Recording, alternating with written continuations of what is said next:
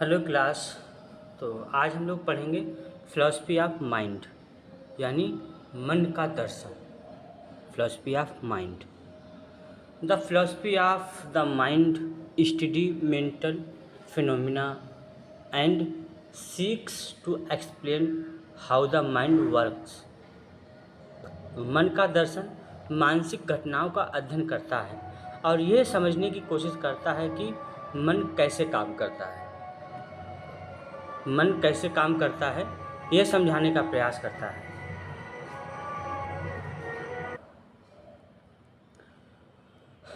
The philosophy of the mind study mental phenomena and seeks to explain how the mind work.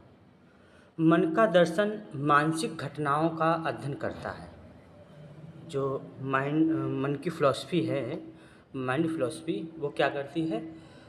मन की घटनाओं यानी मन में क्या क्या घटित होता है, मन में क्या क्या चलता रहता है, मन में क्या क्या विचार, क्या क्या भावनाएं, क्या क्या इमोशंस, क्या क्या उतार चढ़ाव चलते रहते हैं, क्या क्या चिंतन चलता रहता है, इन सारी चीज़ों को समझने का प्रयास करता है मन का दर्शन। मन का दर्शन मानसिक घटनाओं का अध्ययन करता है और यह समझने की कोशिश करता है कि मन कैसे काम करता है, हमारा मन कैसे काम करता है, ये सोचने, ये समझने, का कार्य करता है।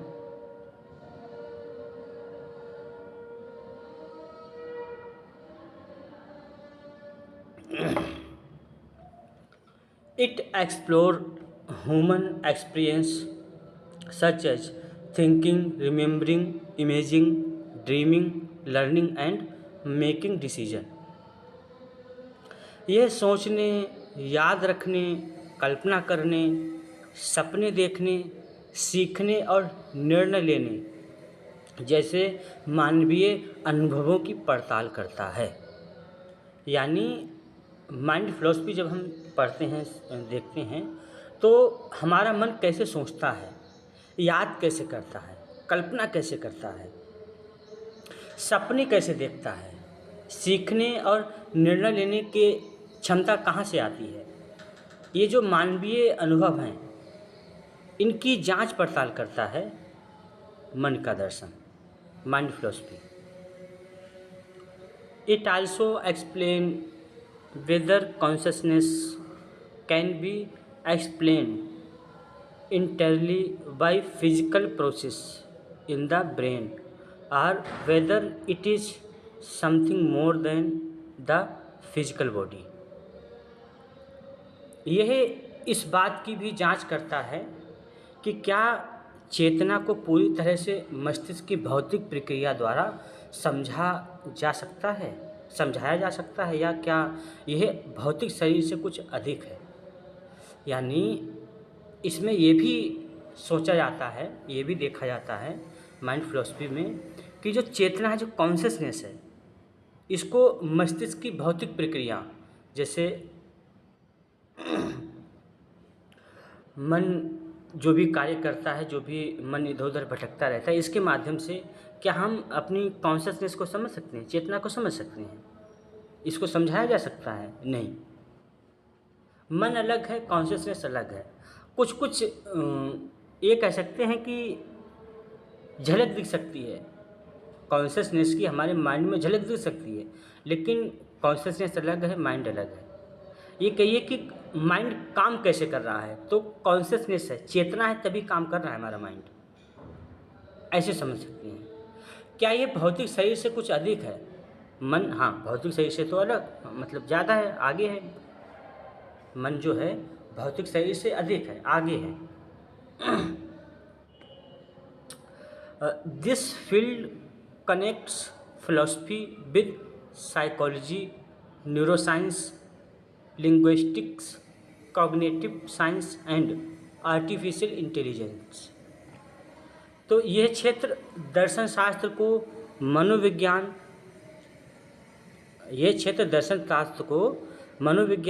तंत्रिका विज्ञान, भाषा विज्ञान, संज्ञानात्मक विज्ञान और कृत्रिम बुद्धिमत्ता यानी आर्टिफिशियल इंटेलिजेंस से जोड़ता है। तो ये जो माइंड की फिलॉसफी है, मन की फिलॉसफी, ये आपकी मनोविज्ञान से जोड़ती है, तंत्रिका विज्ञान से जोड़ती है, न्यूरो साइंस से, भाषा विज्ञान, लिंग्विस्टिक साइंस, और कॉग्निटिव संज्ञानात्मक, जो पूरा माइंड पे ही हमारा मन कैसे सोचता है, क्या विचार करता है, विचार कैसे, और आर्टिफिशियल इंटेलिजेंस, इन सब से जोड़ता है। It help us understand not only what the mind is but also how people experience the world. ये हमें न केवल ये समझने में मदद करता है कि मन क्या है, बल्कि ये भी कि लोग दुनिया का अनुभव कैसे करते हैं, लोग दुनिया का अनुभव कैसे करते हैं, ये समझने में भी मदद करता है। Consciousness is one of the greatest mysterious study in the philosophy of the mind. चेतना मन के दर्शन में अध्ययन किए जाने वाली सबसे रहस्यों में से एक है। जब माइंड की फिलोसफी पढ़ते हैं तो चेतना जो है, चेतना को पढ़ना, कॉन्शसनेस को जानना समझना अपने आप में रहस्य है, मिस्ट्री है। It refers to our awareness of our selves and the world around us. यह हमारे स्वयं के और हमारे आसपास की दुनिया के प्रति हमारी जागरूकता को संदर्भित करता है। It includes our thoughts, feeling, sensation and experience. इसमें हमारे विचार, भावनाएं, संवेदनाएं और अनुभव शामिल हैं। इसमें मन में, यानी इस दर्शन में, मन के दर्शन में हमारे विचार हैं, हमारी भावनाएं हैं, हमारी संवेदनाएं, हमारी इमोशंस हैं, ये सब इसमें आ जाते हैं।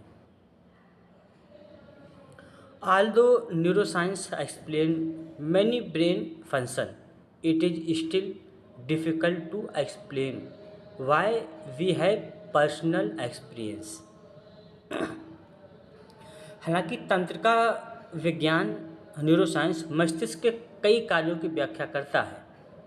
हमारा ब्रेन कैसे काम करता है, क्या सोचता है, कैसे, मतलब बहुत सारे मस्तिष्क के बहुत से कार्य की व्याख्या करता है। फिर भी यह समझना मुश्किल है कि हमारे व्यक्तिगत अनुभव क्यों होते हैं।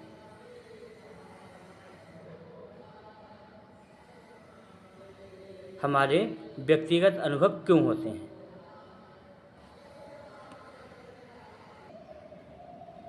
तो क्या बता रहा है कि हालांकि तंत्रिका विज्ञान मस्तिष्क के कई कार्यों की व्याख्या करता है, फिर भी यह समझना मुश्किल है कि हमारे व्यक्तिगत अनुभव क्यों होते हैं। हमारे व्यक्तिगत अनुभव क्यों होते हैं। For example, everyone now what is feels like to taste chocolate, hear music और see the colour blue, but these experience are difficult to describe scientifically. उदाहरण के लिए, हर कोई जानता है कि चॉकलेट का स्वाद लेने, संगीत सुनने या नीला रंग देखने पर कैसा महसूस होता है, लेकिन इन अनुभवों का वैज्ञानिक रूप से वर्णन करना कठिन है। मान लीजिए कोई चीज़ हम खा रहे हैं, उसका कैसा स्वाद है, गाना सुन रहे हैं तो हमको कैसा लग रहा है, कैसा फील हो रहा है, अगर हम कोई रंग देख रहे हैं तो हमको कैसा महसूस हो रहा है, ये सारी चीज़ें हम महसूस कर पा रहे हैं, लेकिन अगर अनुभव कर पा रहे हैं, लेकिन इन अनुभवों को यदि आप कहें कि हम साइंटिफिकली इसको वर्णन किया जाए, इसको डिस्क्राइब किया जाए तो मुश्किल है। Understanding consciousness remains one of the biggest challenge in philosophy and science. चेतना को समझना दर्शन और विज्ञान में सबसे बड़ी चुनौती है। कॉन्शसनेस को समझना फिलोसफी में भी और साइंस में भी बड़ी चुनौती है।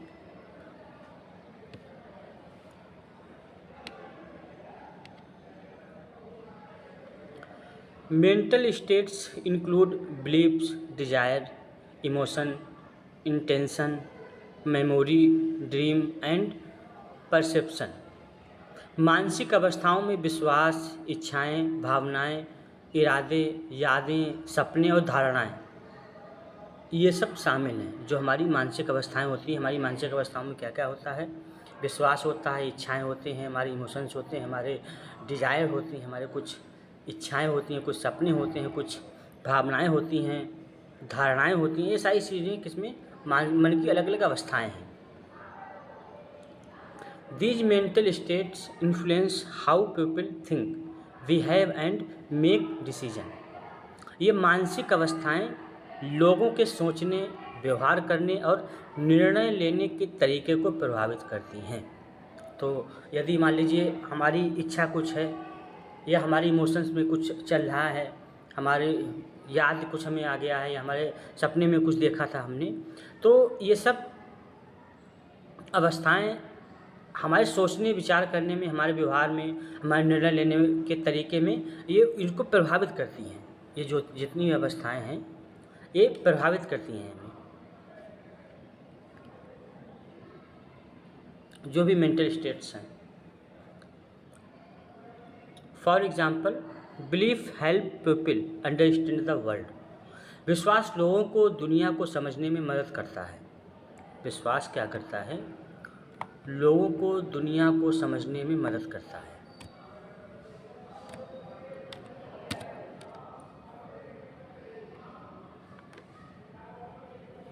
Desire motive people to achieve goal. Desire motivate people to achieve goal. इच्छाएं लोगों को लक्ष्य हासिल करने के लिए प्रेरित करती हैं। जो हमारी डिजायर होती हैं, इच्छाएं होती हैं, वो हमको हमारे लक्ष्य को हासिल करने में हमको प्रेरित करती रहती हैं, अंदर से मोटिवेट करती रहती हैं। Emotions such as happiness, sadness, fear and anger effect behaviour. हमारा व्यवहार चेंज हो जाता है। कैसे चेंज हो जाता है? हमारे यदि हम खुश हैं तो अलग व्यवहार होगा, उदास हैं तो अलग व्यवहार होगा, अगर हम डर में हैं तो अलग व्यवहार करेंगे, गुस्से में तो अलग व्यवहार करेंगे। तो इमोशंस जो है वो हमारे व्यवहार को प्रभावित करते हैं। Memory allow people to learn from past experience. याददाश्त लोगों को पिछले अनुभव से सीखने में मदद करती है। याददाश्त जो है वो लोगों को पिछले अनुभव से सीखने में मदद करती है। यानी जो हमको पिछला याद है उसके आधार पे हम वर्तमान में अपने इच्छाएं, अपने अनुभव बनाते हैं। Perception enables people to understand information receive through the sense. धारणा लोगों को इंद्रियों से मिलने जानकारी को समझने में सक्षम बनाती है। जो हमारा परसेप्शन होता है, जो हमारी धारणा होती है, तो वो क्या करती है? हमारी जो इंद्रियों से जानकारी मिलती है उनको समझने में मदद करती है। जो भी हम पहले से धारणा बना लेते हैं, फिर हम अपनी इंद्रियों से जो अनुभव करते हैं उसको हम अच्छे से समझ पाते हैं। The philosophy of mind study how these mental states arise and how they influence human behaviour. मन का दर्शन, फिलोसफी ऑफ माइंड, इस बात का अध्ययन करती है कि ये मानसिक अवस्थाएं, स्थितियाँ कैसे पैदा होती हैं और वे इंसानी व्यवहार पर कैसे असर डालती हैं। तो इस बात का अध्ययन किया जाता है कि ये जो मेंटल जो परिस्थितियाँ हैं, मेंटल स्टेट्स हैं, कैसे कैसे क्रिएट होती हैं, कैसे बनती हैं, और फिर इंसान कैसे व्यवहार करता है, इंसान के व्यवहार पर कैसे इनका प्रभाव पड़ता है। Artificial intelligence and the mind. Artificial intelligence यानी एआई और मन। Recent advantage in artificial intelligence have made the philosophy of the mind even more important. Artificial intelligence में हाल ही की तरक्की ने मन के दर्शन को और भी महत्वपूर्ण बना दिया है। माइंड की फिलॉसफी को और भी महत्वपूर्ण बना दिया है। Computer can now solve complex problem, recognise speech, translate language and generate creative content. Computer अब जटिल समस्याओं को हल कर सकता है, बोली को पहचान सकता है, भाषाओं का अनुवाद कर सकते हैं और रचनात्मक कंटेंट बना सकते हैं। यानी कुछ भी आप नया बनवाते हैं और देखते भी हैं, एआई यूज करते हैं, तो उसमें जैसा आप कंटेंट बनाना चाहें वैसा वो बना के दे देता है। जो भी आप भाषा डालिए उसको जिसमें भी ट्रांसलेट करने के लिए कहिए वो करके दे देता है। तो ये सारी चीज़ें होती हैं। दिस रेसिस इम्पोर्टेंट क्वेश्चन, इससे कुछ महत्वपूर्ण सवाल उठते हैं। दिस रेजिस इम्पोर्टेंट क्वेश्चन, कुछ महत्वपूर्ण सवाल उठते हैं। Can a computer truly think, क्या कोई कंप्यूटर सच में सोच सकता है? बहुत बड़ा क्वेश्चन मार्क है। Can a machine become conscious, क्या कोई मशीन जागरूक हो सकती है? कैन रोबोट्स एक्सपीरियंस इमोशंस, क्या रोबोट भावनाएं महसूस कर सकते हैं? It is intelligence the same as consciousness, क्या बुद्धिमत्ता और जागरूकता एक ही चीज़ है? नहीं। इन चारों सवालों का जवाब है नहीं। कोई कंप्यूटर सोच नहीं सकता है, कंप्यूटर में थिंकिंग पावर नहीं है, किसी भी मशीन में कॉन्शियसनेस नहीं है, कॉन्शियस नहीं है, कोई रोबोट इमोशंस नहीं महसूस कर सकता है। बुद्धिमत्ता यानी इंटेलिजेंस और कॉन्शियसनेस अलग अलग होती हैं। बुद्धिमान होना अलग है, जागरूक होना अलग है। ये मैच नहीं करती। तो कंप्यूटर कितना भी उसमें आप कंटेंट दे देता है, जो भी बना के दे देता है, लेकिन वो उसका जो भी उसमें फिट कर दिया वो बना के दे देता है, उसका अपना क्या है? कुछ नहीं है। मशीन जागरूक कैसे हो सकती है? अब इनसे कहिए आप मेडिटेशन करिए, कंप्यूटर से बोलिए आप मेडिटेशन करिए, वो मेडिटेशन करेगा? वो क्रोध करेगा? वो गुस्सा करेगा? वो समाधि प्राप्त कर पाएगा? नहीं। अभी तक तो फिलहाल संभव नहीं है, आगे भी संभव नहीं लग रहा है, आगे भी संभव नहीं लग रहा है। Many philosophers believe that intelligence, many philosophers that believe that intelligence and consciousness are different। हाँ, कई दार्शनिक मानते हैं कि बुद्धिमत्ता और जागरूकता अलग अलग है। A machine may perform intelligent task without having personal experience or emotions। कोई मशीन निजी अनुभव या भावनाओं के भी बुद्धिमान वाले काम कर सकती है, ऐसा मानना है। This question remain subject of ongoing debate, ये सवाल अभी भी बहस का विषय बने हुए हैं। क्या ये सारी चीज़ें ऐसा ऐसा हो सकती है, ऐसा ऐसा कर सकती हैं? फिलहाल अभी तो नहीं लग रहा है, बाकी आगे क्या क्या खोजें होती हैं, क्या क्या होता है, कह नहीं सकते हैं।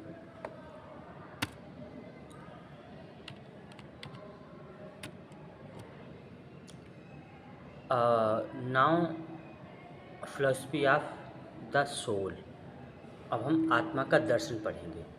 Philosophy of the soul. The soul is generally understood as the non physical और spiritual aspect of a human being. आत्मा को आमतौर पर इंसान के गैर भौतिक या आध्यात्मिक पहलू के तौर पर समझा जाता है। आत्मा क्या है? ये इंसान की एक अभौतिक, मेटाफिजिकल, नॉन फिजिकल या मेटाफिजिकल, अभौतिक स्पिरिचुअल एस्पेक्ट है। ये अभौतिक है और स्पिरिचुअल एस्पेक्ट है। It is often considered the source of consciousness, personality, emotion, reason and moral character. इसे अक्सर चेतना, व्यक्तित्व, भावनाओं, तर्क और नैतिक चरित्र का स्रोत माना जाता है।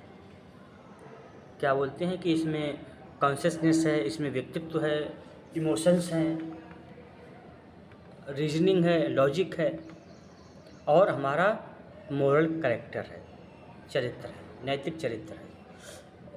ये सब किस में है? हमारी कॉन्शियसनेस में, हमारी सोल में है, हमारी आत्मा में है। Many traditions believe that the soul survive death and continue to exist in another form. कई परंपराओं का मानना है कि आत्मा मृत्यु के बाद भी बनी रहती है और किसी दूसरे रूप में अपना अस्तित्व बनाए रखती है। बिल्कुल ऐसा कई लोग मानते हैं, कई रिलीजन मानते हैं, कई कल्चर मानते हैं, कई ट्रेडिशन मानते हैं कि हाँ, आत्मा अमर है और जो शरीर है ये बदलता रहता है।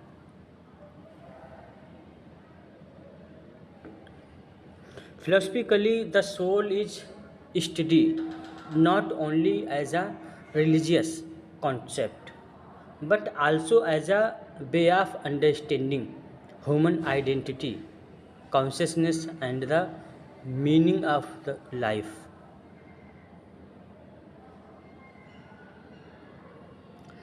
दार्शनिक नज़रिए से आत्मा का दर्शन, आत्मा का अध्ययन न केवल एक धार्मिक अवधारणा के रूप में किया जाता है बल्कि मानवीय पहचान, चेतना और जीवन के अर्थ को समझने के तरीके के रूप में किया जाता है। यानी दार्शनिक नज़रिए यानी फिलोसफिकली अगर आत्मा के बारे में हम अध्ययन करें, समझें, जानें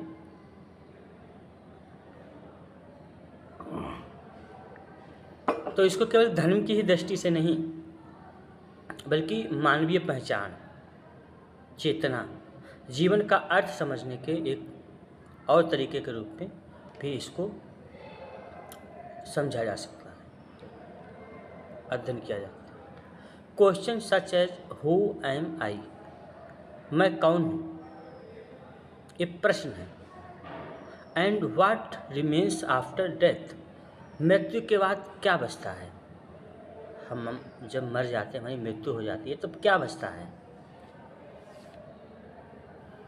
are central to the philosophy of the soul, तो मैं कौन हूँ और मृत्यु के बाद क्या बचता है, ऐसे सवाल आत्मा के दर्शन के केंद्र में हैं, फिलोसफी के केंद्र में हैं। The concept of the soul has evolved over thousands of years, आत्मा की अवधारणा हजारों सालों में विकसित हुई है। हजारों सालों में आत्मा की अवधारणा विकसित हुई है।